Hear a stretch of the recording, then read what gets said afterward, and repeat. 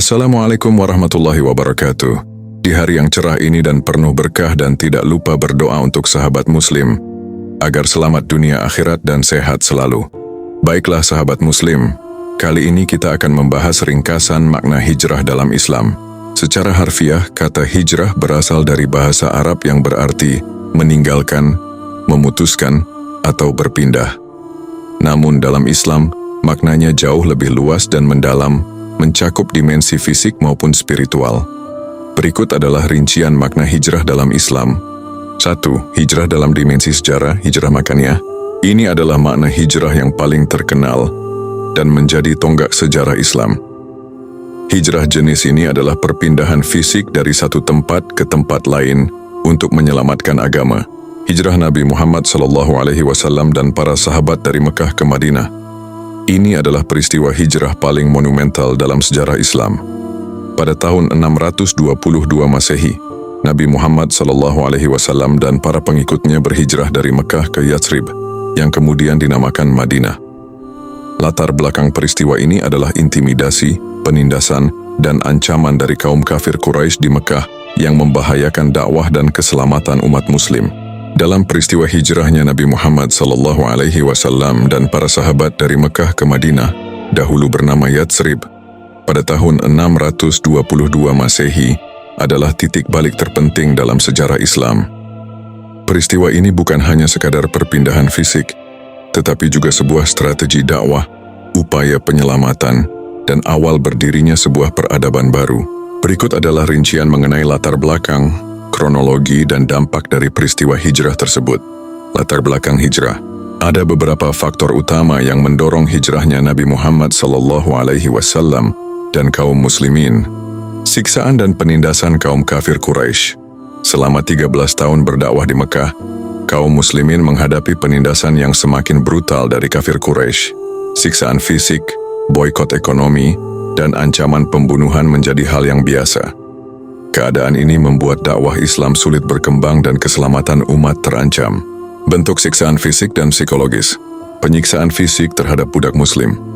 Para pemuka Quraisy menyiksa budak-budak mereka yang masuk Islam dengan cara yang sangat kejam. Bilal bin Rabah. Beliau dibaringkan di atas pasir Mekah yang sangat panas. Dadanya ditindih dengan batu besar dan dipaksa untuk kembali menyembah berhala. Namun, Bilal tetap teguh dengan mengucapkan, Ahad, Ahad, Yang Maha Esa, Yang Maha Esa. Keluarga Yasir dan istrinya Sumayyah, serta anaknya, Ammar, disiksa secara brutal. Sumayyah menjadi syahidah, wanita pertama yang syahid dalam Islam, setelah ditombak oleh Abu Jahal. Yasir juga syahid karena siksaan tersebut. Boikot ekonomi dan sosial. Kaum Quraisy melakukan boikot total terhadap Bani Hashim dan Bani Muthalib, klan Nabi Muhammad SAW, selama 3 tahun. Mereka dilarang berdagang, menikah, dan berinteraksi sosial. Kaum muslimin dan sanak keluarga Nabi dipaksa tinggal di sebuah lembah, Syib Abi Thalib, dalam kondisi kelaparan dan kekurangan, ejekan dan penghinaan. Nabi Muhammad SAW sering diejek dengan sebutan-sebutan buruk seperti tukang sihir, orang gila, atau penyair. Saat salat di dekat Ka'bah, beliau pernah dilempari kotoran unta oleh kaum Quraisy. Para pemuka Quraisy seperti Abu Lahab dan istrinya Ummu Jamil secara terang-terangan menentang dan menghina Nabi. Ancaman pembunuhan. Tekanan memuncak ketika kaum Quraisy merencanakan pembunuhan terhadap Nabi Muhammad SAW secara kolektif. Rencana ini dilakukan dengan mengutus perwakilan dari setiap kabilah untuk menikam Nabi secara bersamaan, agar Bani Hashim tidak dapat menuntut balas kepada satu kabilah saja. Siksaan dan penindasan ini menjadi alasan utama mengapa Allah Subhanahu wa Ta'ala memerintahkan hijrah, memberikan jalan keluar bagi umat muslim dari kondisi yang membahayakan akidah dan nyawa mereka. Wafatnya pelindung Nabi, tahun itu dikenal sebagai tahun kesedihan, Amal Huzn, karena wafatnya 2 sosok pelindung utama Nabi, yaitu pamannya Abu Thalib dan istrinya yang setia, Khadijah. Tanpa perlindungan dari klan Bani Hashim, Nabi Muhammad SAW menjadi target yang lebih mudah bagi kaum Quraisy. Perjanjian Aqabah. Di sisi lain, Nabi Muhammad SAW telah menjalin hubungan baik dengan penduduk Yatsrib, Madinah. melalui dua perjanjian yang dikenal sebagai Baiat Aqabah Pertama dan Baiat Aqabah Kedua. Para penduduk Yatsrib berjanji untuk memeluk Islam dan melindungi Nabi, serta para pengikutnya jika mereka berhijrah. Ini menjadi jaminan keamanan dan landasan untuk mendirikan masyarakat Islam yang baru. Perintah Allah Subhanahu wa Ta'ala. Pada akhirnya hijrah ini adalah perintah langsung dari Allah Subhanahu wa Ta'ala. Setelah berbagai upaya dakwah di Mekah menemui jalan buntu dan keadaan semakin memburuk, wahyu turun untuk memerintahkan Nabi Muhammad dan umatnya berhijrah ke Yatsrib. Kronologi perjalanan hijrah. Perjalanan hijrah ini tidak dilakukan secara serentak, melainkan melalui perencanaan yang matang dan rahasia untuk menghindari kejaran kaum Quraisy. Hijrah para sahabat secara bertahap. Nabi Muhammad SAW mengizinkan para sahabatnya untuk hijrah terlebih dahulu secara sembunyi-sembunyi. Mereka meninggalkan Mekah secara berkelompok kecil-kecil, meninggalkan harta benda dan keluarga mereka demi menyelamatkan iman. Hanya Umar bin Khattab yang berani hijrah secara terang-terangan, menantang kaum Quraisy jika ada yang berani menghalanginya. Rencana pembunuhan Nabi. Kaum Quraisy yang khawatir akan semakin kuatnya Islam di luar Mekah, mengadakan musyawarah di Darun Nadwa. Mereka merencanakan untuk membunuh Nabi Muhammad SAW dengan mengirimkan perwakilan dari setiap kabilah, agar Bani Hashim tidak bisa menuntut balas kepada satu kelompok saja. Malam pengepungan.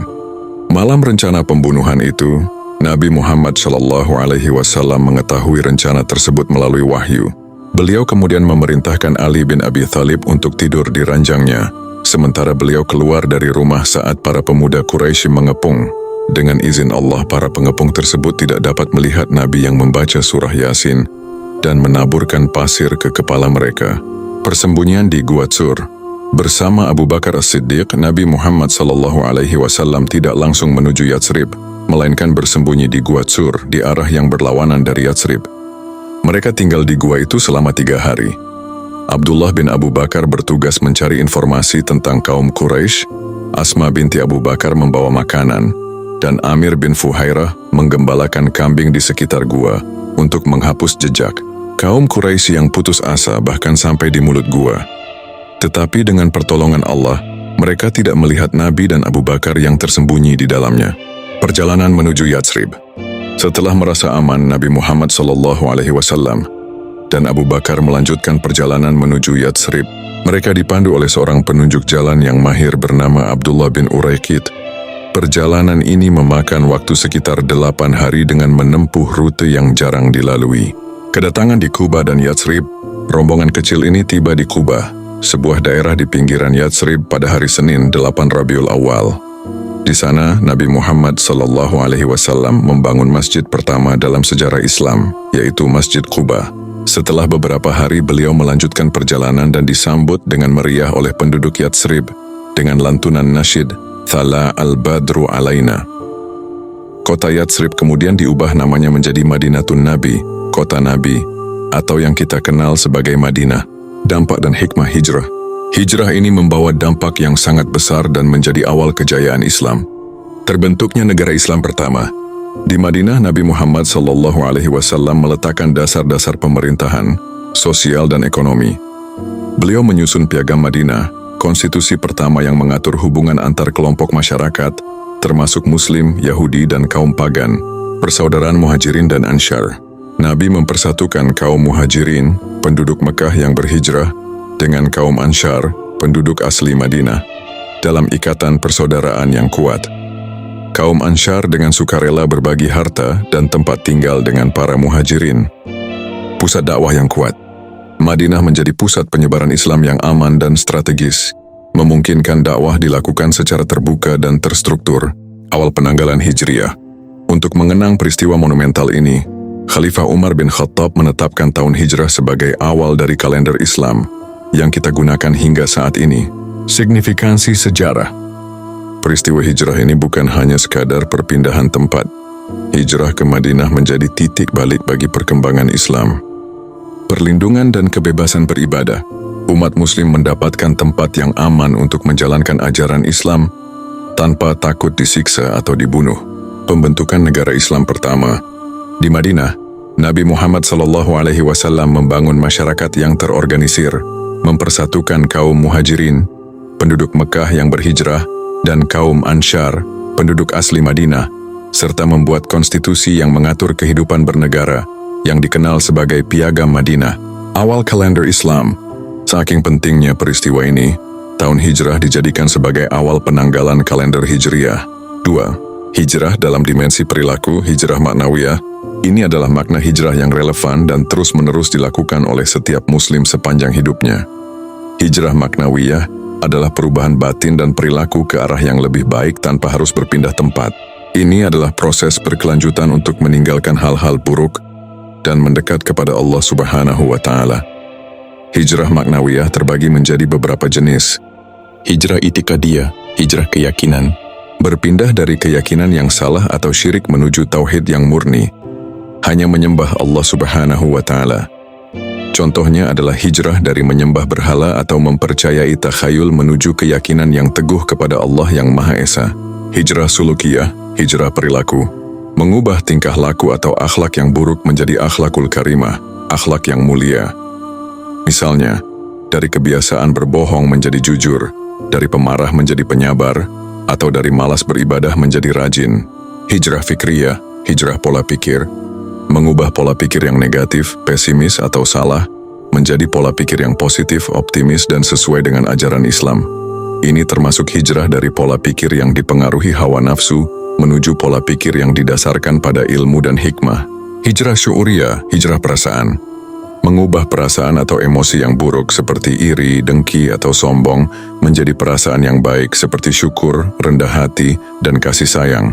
Inti dari hijrah baik fisik maupun spiritual adalah niat yang tulus karena Allah Subhanahu wa Ta'ala. Seperti sabda Nabi Muhammad SAW, sesungguhnya setiap amalan tergantung pada niatnya, dan sesungguhnya setiap orang akan mendapatkan sesuai dengan apa yang ia niatkan.